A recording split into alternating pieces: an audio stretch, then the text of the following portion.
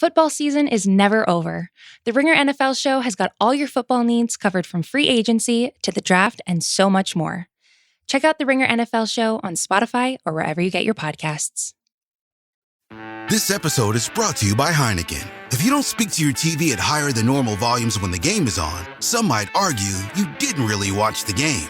And with an ice-cold Heineken can at your side, the ref just might actually hear you. Heineken Original Lager is made with premium malt and their famous A yeast. Pick up a pack or get it delivered. And keep on talking to your TV. Must be 21 years of age to purchase. Please drink responsibly.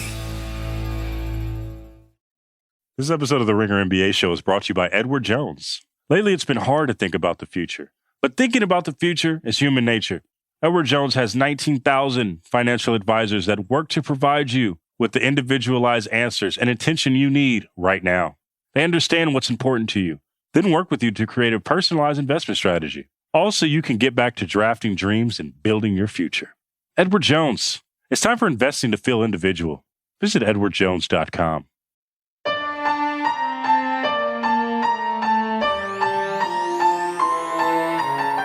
Hello and welcome to The Answer. I'm your host, Chris Ryan, and this week's big question, is the NBA no country for old men? The biggest news out of the week is probably out of San Antonio, where it sounds like LaMarcus Aldridge's days with the Spurs are numbered. Aldridge joins Blake Griffin, who moved from Detroit to Brooklyn, and Kyle Lowry, who's seen his name in the rumor mill up in Toronto. These guys are lions in winter, looking for somewhere to play in the postseason. It seems as if the biggest names that will move at the deadline or in the buyout market are going to be very expensive, aging stars looking to catch on for one last shot at a ring, or at least a shot at a ring. To talk about Aldridge, the Spurs, middle-aged one stars who could move at the deadline, I'm joined today by Shea Serrano and Justin Verrier. So let's get into this week's answer. Now I'm joined by The Answer's San Antonio Bureau Chief, Shea Serrano. Shea, what's up, man? What up, baby boy? Look, man, I know that this is a tough question to start off with, but I know that you recently moved to San Antonio, and I wanted to know, how much of that was rooted in you wanting to be a part of the LaMarcus era, and how much do you now regret your move? It was 100% that I wanted to be by LaMarcus, and now I'm 100% regretting it. But wherever he goes, that's where I'm going to go to. You're just going to take the whole family on the LaMarcus mystery tour? We're just going to keep on following him around. Come on now, for real though, describe to me the LaMarcus era in San Antonio. Like, what was it to you? So to me, the LaMarcus era was, I remember the day that they announced that he had signed to come to San Antonio. And this was after we had won the title in 14, and we knew Timmy was on the way out, and we knew that we had Kawhi ready to be the new guy, and here comes LaMarcus to step in and be like the second guy. And so we were fired up. I think I tweeted a bunch about how they should just go ahead and start carving our name onto the championship trophy because nobody was going to be able to touch us. So it was really, really exciting. And it was cool for a bit. And then it felt like he didn't quite do what we wanted him to do in the playoffs when we got there. And it was like a situation where we weren't used to seeing that. We weren't used to seeing it look like the water had gotten too deep for someone, because for so long we had watched Timmy and Tony and Pop and Manu together for, what was it? Timmy was there for 19 years. Tony got there in the early 2000s, 2002, somewhere around there. Well, we have been watching these guys for a while. Whatever, we were used to it. We were used to the playoffs starting. And we were used to, if we lost, it was because we got beat by a better team. It never really felt like because our players didn't play how we expected them to. Yeah, for a couple of years there, especially in the mid 2010s, it just definitely did feel like the only thing that could beat the Spurs was the Spurs getting injured, right? Like you guys had a couple of seasons there where I think there was some injury luck, whether it was like Tony's hamstrings or quads or whatever. But then LaMarcus was brought in, and it was almost like, this is the first time that the Spurs really splashed around in free agency like that. They won the sweepstakes for him, and they got him to come, and the Lakers almost embarrassed themselves in the LaMarcus pursuit. Remember that? Yeah. With the billboards and everything. And so he came to San Antonio. We were like, oh, this must mean everybody knows we're going to win the title. Awesome. Great. Then the playoffs happened, and it was like, well, maybe, I don't know what's going to happen here. And then the whole Kawhi debacle happened. And this is what turned me around on LaMarcus. because at first I was super in, and then the playoffs happened, and I was like, I don't know if this is going to be my guy. But then the Kawhi stuff happened, and LaMarcus stood tall through all of it. He was like, I'm going to be here every day. I'm going to be the guy that the team needs me to be. And now now he played his ass off like hardcore, it felt like. And then from then forward, it felt like anytime we lost, it wasn't because LaMarcus was afraid anymore. It wasn't because the moment was too big. We just got beat, which is like, we can live with that. It's not a problem. So when the Kawhi stuff happened and LaMarcus stood up, we were all, or for me anyway, I was, all right, this is my guy. I'm in. I'm super LaMarcus fan. And it felt like that for a bit. And then, this past season or so, especially this past couple of weeks, it felt like the Spurs are getting younger, clearly, and LaMarcus is not getting younger. So we're probably going to eventually separate. It was still surprising to see like all of the tweets pop up the other day that they had agreed to step aside. That's what I was going to ask you, because it felt like this came a little bit out of nowhere. I mean, the Spurs are currently in 7th in the Western Conference. I think they are a relative feel-good story. They seem like they have this really nice mix of youthful energy with a couple of savvy vets with DeMar and Rudy and LaMarcus. And so this was sort of, I know that he basically has been replaced in the starting lineup with Podol, but did you see this coming at all? No, I didn't see it. Like, you felt, just because of the way that the storyline of the season, or the storyline of the past few seasons had gone, that eventually, we're going to need to retool everything. We got all these young players who are getting better and better and better. So here we go. But no, it still was a little bit of a surprise.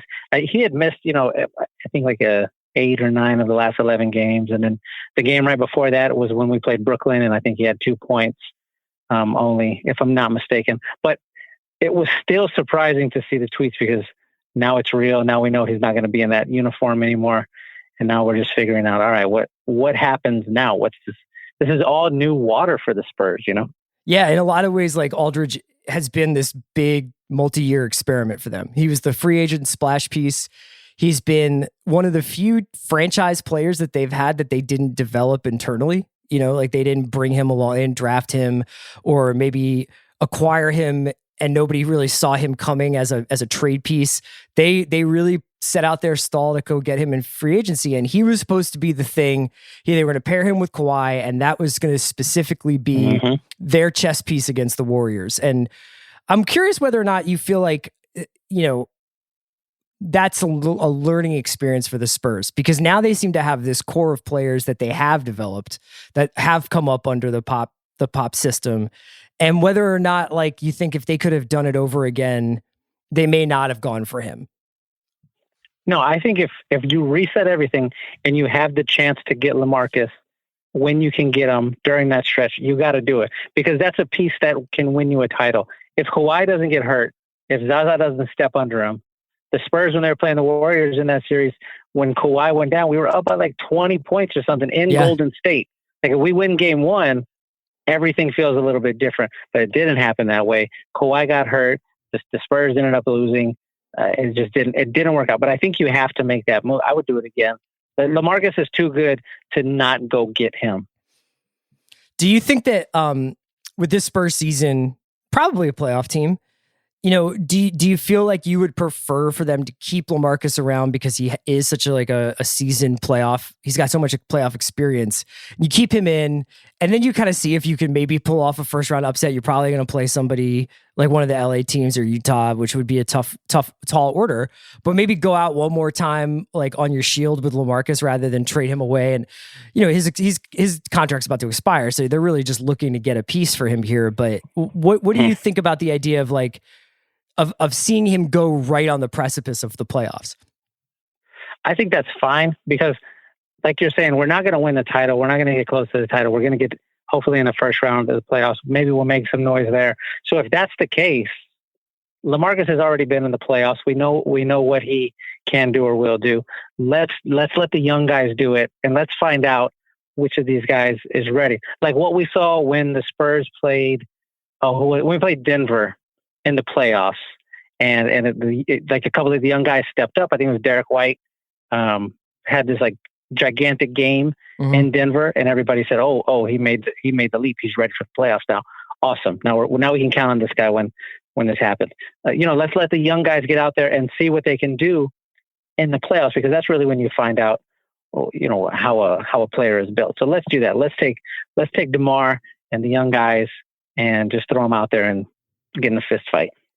To me, aside from the Kawhi trade was obviously unfortunate. It's not something that the Spurs really wanted to have happen in the first place. But once you did that and you traded Kawhi for DeRozan rather than like a boatload of picks, if in fact that offer was out there at all, it signaled to me that the Spurs wanted to to stay competitive while Popovich was still coaching the team.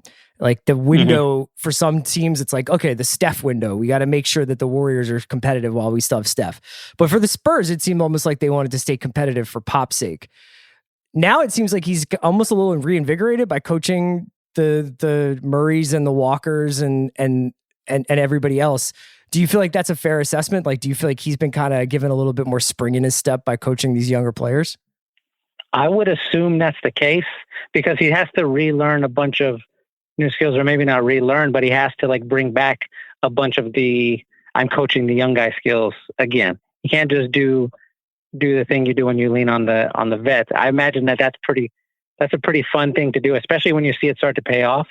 And then also just the way that Pop operates or exists in the world, we know that he's going to try to set as nice a table as possible for whoever comes in behind him. And I think that's part of the reason he has been like so gung-ho about pressing all of these young guys into positions to be successful, because he wants, perhaps when Becky steps into the role, to be like, here you go. Here's like a good space to start. Here's like your starter kit team. Go do some cool stuff. And Becky Hammon's been coaching them in the summer league, so maybe she has like those deeper relationships with some of the younger kids and some of the deeper bench players. So it appears that LaMarcus will probably be traded by the deadline, and if not, he'll probably be bought out, I would imagine. There's already been speculation about where he might wind up. There's some fan fiction about him going back to Portland, although I don't remember his exit from Portland being very amicable. Like, it was not great. It was not great. So it's strange. It's interesting. I think he would probably fit relatively well in Portland, and there would definitely be like this emotional boost from having him back. But I remember the Aldridge Lillard stuff at the end of that, if I remember correctly, about who gets to be on billboards and who's the face of the franchise. That might have gotten smoothed over since then, but I don't know if they want to revisit that necessarily. And then there's been some talk about Miami being a possible destination for him, which would be, I'm sure LaMarcus goes there and gets into the best shape of his life, like automatically or whatever. Is there any place you don't want him to go? Is there a place I don't want him to go? Yeah. Is there a place you just like, I cannot watch this dude play for this team? Oh, no. You know what? I want him to go somewhere, and I want him to be successful. I think, to me, Miami would be the best one for both sides. You probably get back somebody like Olynyk, and his contract's about to be up, and he's playing great, or like good enough. Like let's throw him over here for a little bit and see what happens.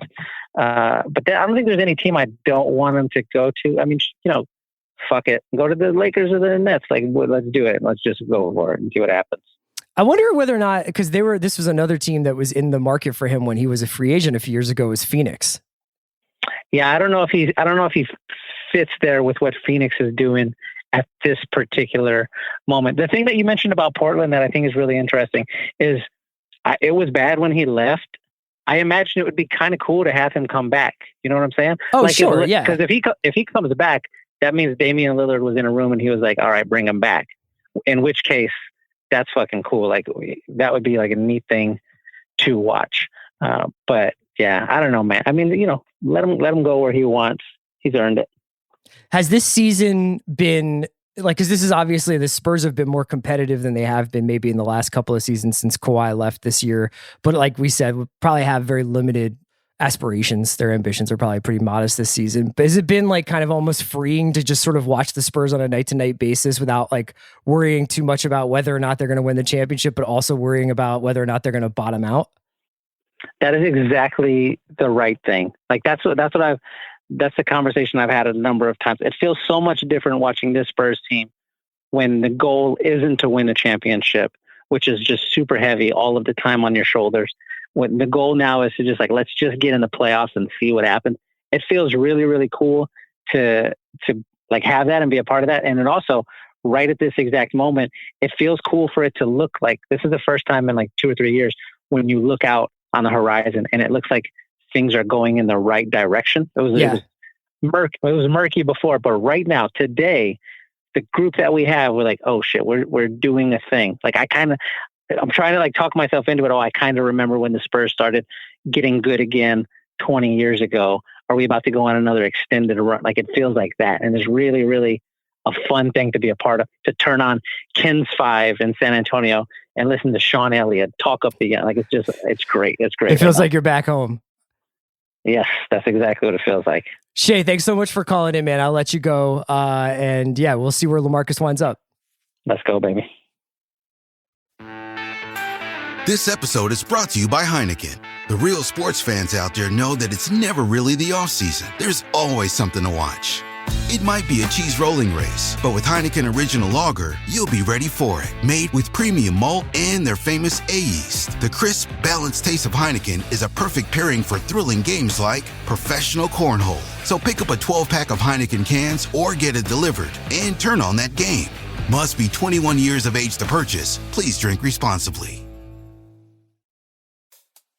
When Simply Safe Home Security's founders, Chad and Eleanor Lawrence, designed their first security system in their kitchen, they did it for a very personal reason. Their friends had just had their home broken into. They were struggling to find a security system that was simple to set up and would make them feel safe again. Making people feel safe is what Simply Safe has been doing ever since that moment 15 years ago. A passion to protect people not only drives every engineering detail in its product, but it motivates every interaction with its customers. Simply Safe has highly trained security experts ready whenever you need them, whether that's during a fire, a burglary, a medical emergency, or even just when you're setting up the system. There's always someone there who has your back to keep you safe and make sure you feel safe.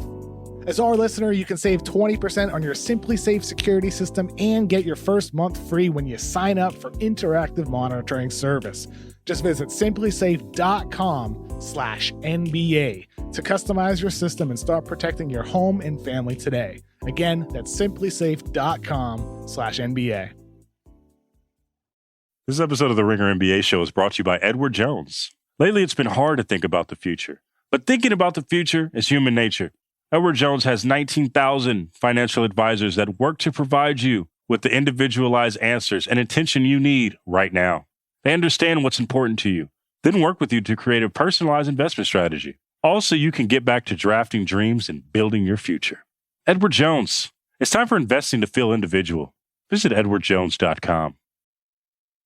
All right, and now I'm joined by the Answer's aging gracefully bureau chief, Justin Verrier. Justin, what's up?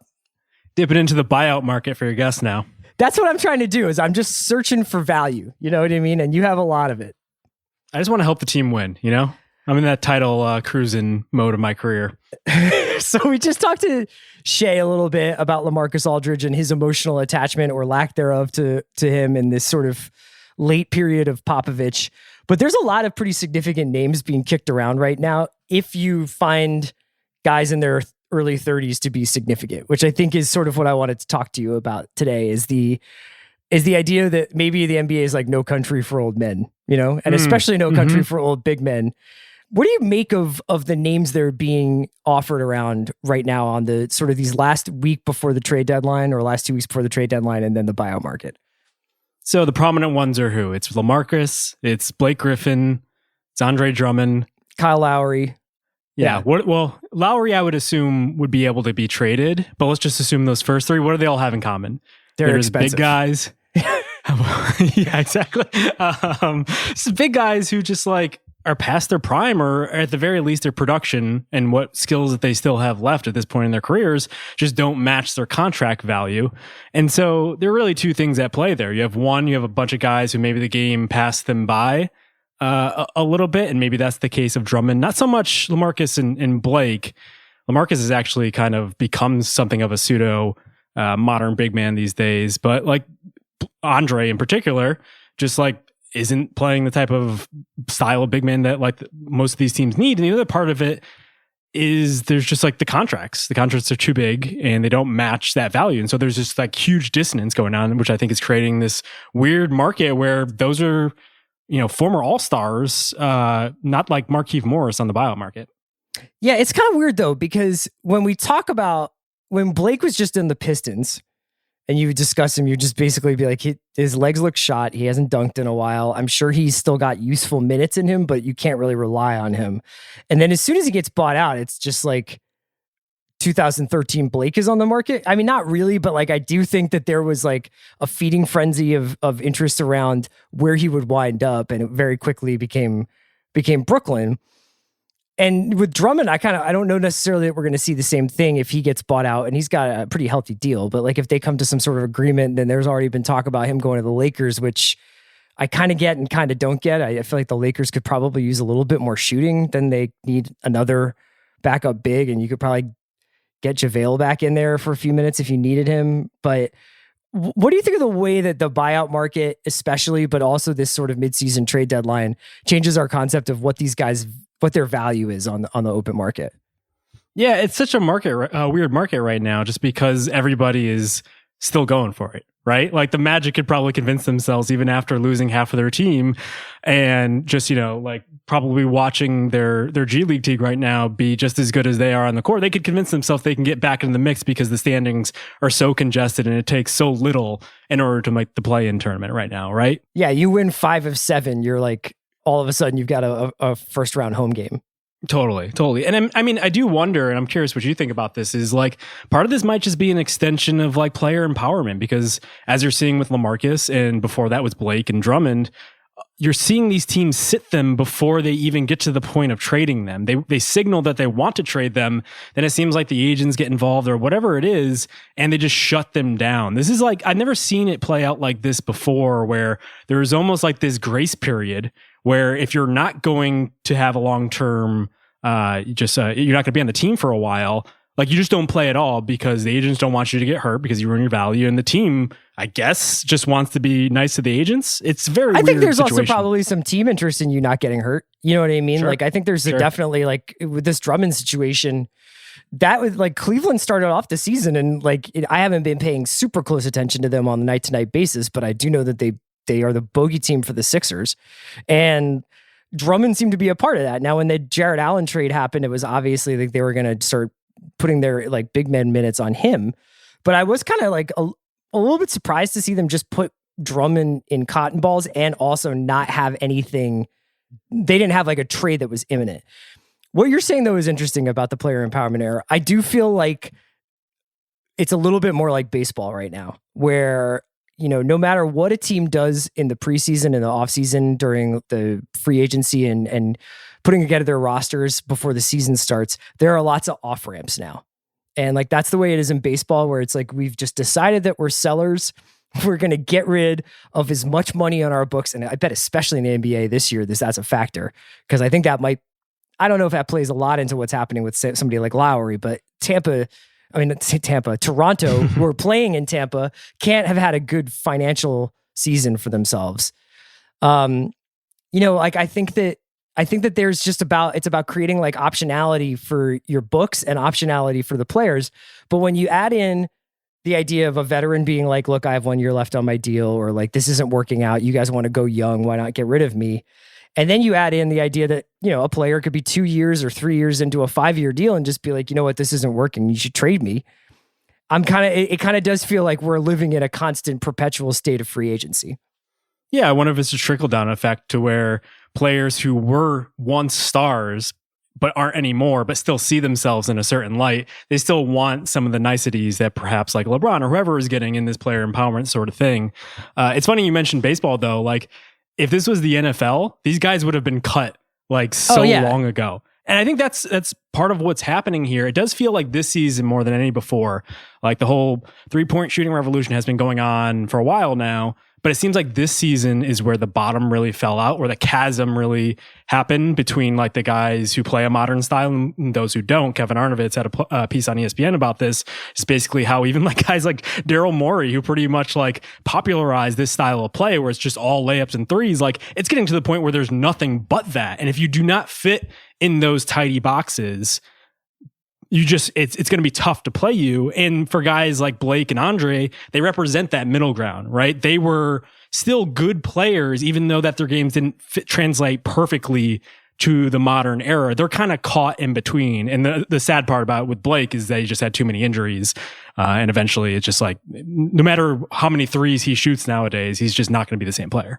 Yeah, because if you take away his explosiveness and the potential for that, he can be as like crafty as he wants from the elbow. It's just really difficult to kind of mirror that same sort of on-court attention that he had when he was at his peak.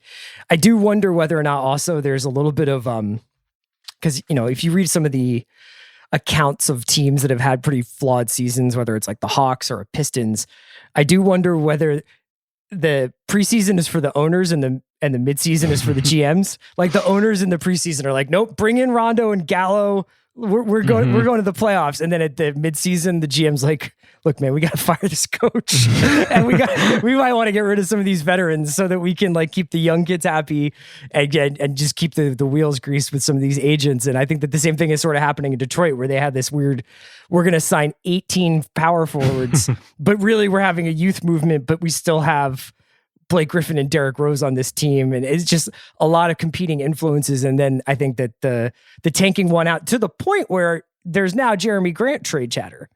Yeah, I'm waiting for Jeremy Grant to ask out of Detroit. Like, I want him to self-manufacture him becoming a max star, and then in the same season just ask out, just so he could have the full experience, almost like in microcosm. That feels like an NFT. I don't know what NFTs are, but whatever Jeremy Grant's doing this year for his own stock, I think it kind of has something to do with that. Can we talk a little bit about Lowry? Sure.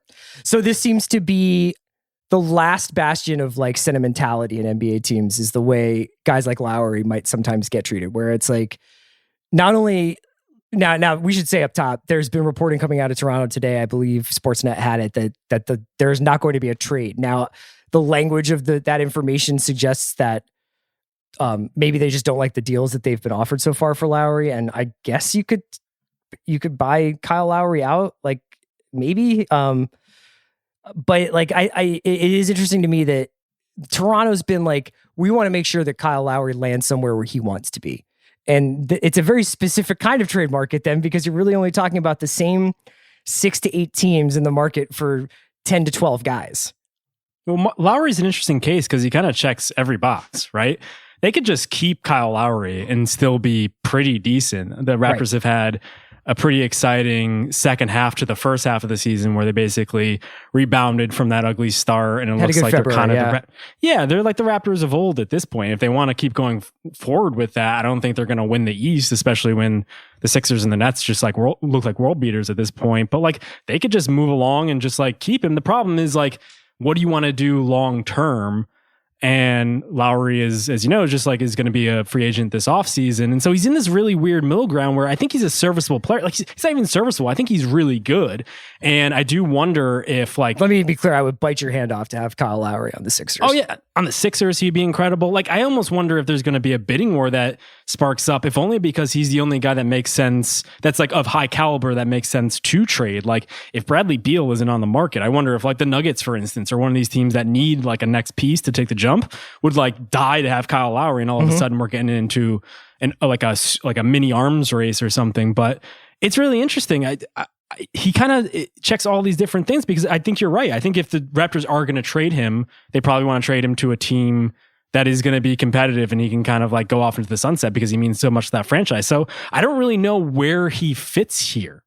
Yeah, and so much of it, whereas like the LaMarcus Aldridge thing kind of came out of nowhere for me, like where it was just like Pop showed up at like a pregame availability and was just like, by the way, we're going to trade LaMarcus.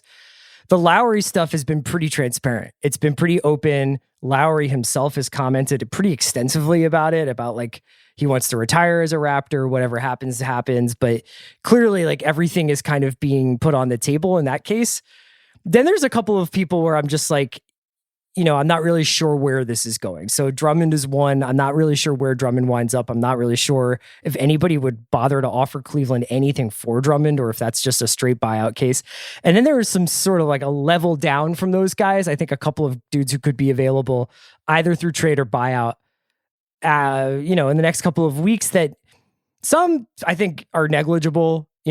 Some have that kind of Ilyasova, Bellinelli vibe of like could make a couple of shots in a postseason series, but probably won't swing a postseason series. Sure. What are some of the names you see out there that we haven't talked about yet that you think could be interesting guys to watch out for? I mean, the Thunder are always going to be interesting players in this regard. It seems like they spend their entire offseason positioning themselves in order to get guys, in order to trade them at the deadline, hoping that there would be thirsty contenders. Tampa Bay Rays, Oakland A's shit right here. Right. Like, I wonder what Al Horford is going to do. He has too many years on his contract to get straight bought up, but like, he's an interesting trade idea for certain teams, you know, like if the Celtics get super desperate, is he the type of guy they use that trade exception on? They have George Hill, Trevor Ariza is just somewhere out on the prairie, just like probably fishing at Paul George's old spot, you know, like, so I do wonder what happens with those guys if they'll end up getting traded or they'll trickle down to the buyout market. I don't know. Otto Porter Jr. is another guy to keep an eye on just because he just seems to be star-crossed since like signing that contract with the Wizards. And now he seems to be in and out of favor in Chicago. He's another guy that might get traded for, but probably won't. And so I wonder if someone scratches around there. But I mean, the guys you talked about at the top of the show are the more interesting one to me because like, it's funny because for a while, the buyout market was kind of a fallacy. Like everyone was chasing after this idea of PJ Brown and like it just never matriculated. Like I was looking at our post we wrote about like buyout guys last year after the trade deadline. And it was like, none of them actually made it to the market. And if they did, it was Isaiah Thomas and they were just like so bad that they didn't matter. We should make it clear. We as like basketball media people have complete brain worms where we stay awake for like days on end trying to imagine fake trades and like, you know, there's been like 3 consequential midseason trades in like 20 years. It's like Powell, Rashid, Dikembe. Like there's a couple, but like more like often than not, like the NBA title is not getting swung in February or March or whatever. I mean, the Rashid thing is actually an interesting point just because like Victor Oladipo, I'm starting to get like flashbacks to that where he went to Houston for just like a little bit of a siesta. And then all of a sudden, like, I don't think he's going to be there long term. The Rockets, God, I don't remember the last time they won a game. So it would make sense for them to bottom out and hope they get to keep their, top 4 protected pick swap with 7 different teams. Like it would make sense for him either to go somewhere via trade or like, I don't know, like, do you buy that guy out at the just so he can finally go to Miami? Yeah, right. He's going to go there anyway. He spends his summer there with ed1ae just like pumping iron. So I wouldn't doubt it. Is there anybody else like the Rockets that you think are a bad week away from becoming sellers? It seems like every freaking team. Well, the big one is the Pelicans. Yeah, for sure. Like for like most of January, we were talking about them as being like the major players on the trade market just because they had JJ. Lonzo wasn't hitting anything.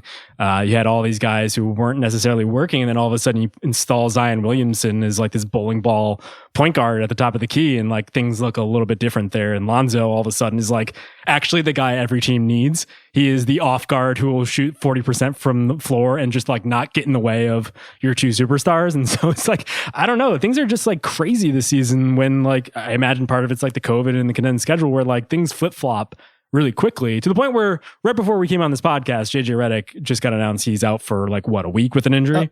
Yeah. But he's going to be staying away from the team, which like, I'm not reading anything into that, but like, I think as soon as you start seeing stays away from the team in a non-COVID way, like you have to start thinking like, is this the first step in getting this guy like to a contender? Does JJ go back to Brooklyn? Does he go back to Philly? Does he go back to the Clippers? Does he go back to some team where they might be able to use him? It's funny though. It's like, I can imagine people calling Griffin for Lonzo and he's like, can I interest you in Eric Bledsoe though? All of the same qualities, just 10 years older or whatever. Sure. Yeah, man, that backcourt is brutal at times watching them trying to space for Zion. Do you think that there's anything to be done? I think you've done a lot more. I mean, you're much better about cap stuff than I am and sort of the economics of the way the league works in that sense. Or at least you've spoken with Larry Kuhn before. So, I mean, like, you've definitely got more experience than I do. Do you think that we should start to get a little bit more creative in the league with like being able to like flex out a guy's contract or something like that so that when somebody basically arrives at the highest earning point of their career, they are not then automatically an albatross on their team's books? I think it's a fascinating question. And it's something I've been thinking about a lot lately because on the one hand, you would have, if you did that, if you were able to wipe away some of that, it would probably make things a little easier on teams to maneuver. Like we were saying, it would be closer to football where you would just wipe it away. But then, like, I don't know, maybe you lose some of the nuance and some of the, like, the cap geekery you're talking about, and some of, like, the fun that maybe it's just me and, like, 10 other people, fine, but, like, having to be able to use these contracts to move them to other teams, and, like, you have to match salaries to a certain point. It adds a little bit to the game that's different that I appreciate. And it also makes guys a little less disposable. So I think we would lose something if we just full on adopted the NFL style of it.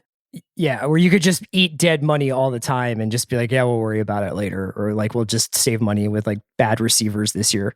It's funny. It's like, I thought it's definitely better than it was in like the 90s and especially in the early 2000s, where you just had guys on like 7-year deals. And you're like, well, Al Harrington's just on our team for a decade, and that's just going to have to be like what Right. we're going to do with this.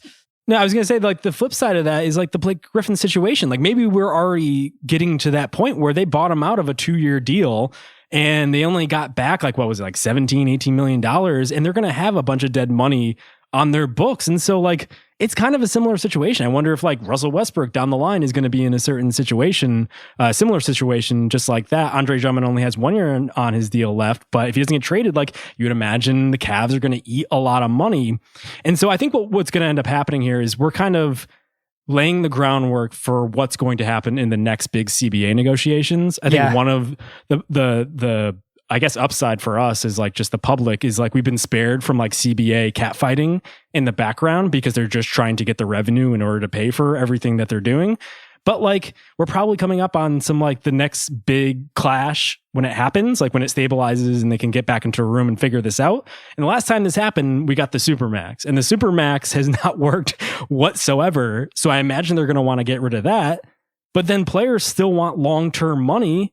And so there's going to be something that happens as a result of this. I don't know what it is, but I imagine we're in for some creative execution and the ripple effects that we'll probably be talking about 5 years after that. Yeah, I really don't know what the solution is, because it's like, you know, I think that there probably will be, even if it's an overreaction, I think that there will be something on the side of the owners where they're like, we need to guard against guys starting to ask out of deals with 2-3 years left on them. You know, and basically demand being we need to guard against the trade demand, but that actually isn't that's not like a big enough threat to most teams that I feel like you need to legislate it. You know what I mean? Like it's also a situation where when you look at somebody like CP3, who I would have 3 years ago put into that group with Westbrook and Blake, he's going to be making $40+ million soon, and you're just going to have to live with it. Now CP3 is like Winston Wolf of the NBA. Like I still advocate for this guy should like spend the last 5 years of his career like going to a different team every year and completely like